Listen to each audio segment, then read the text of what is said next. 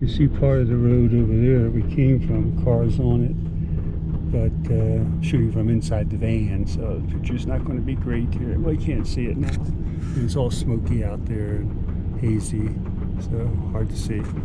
Well, this is where we are, right here. We came from down there and we're going this way. And we're right now at almost 6,000 feet.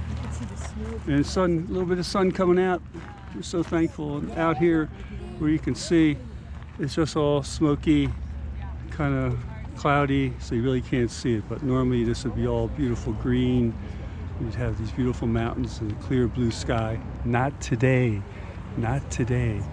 Forest fires, hundreds of miles from here where the smoke's coming in, but they said it has improved today, so it could be worse. So be thankful for the view that we have. We came down on that road here.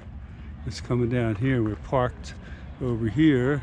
There's the rest of our group with our two vans, and the weeping wall is up there where the water would come down when snow melt and whatnot, and then the road goes back up here. All right, goes back up that way. Ed Getley signing off.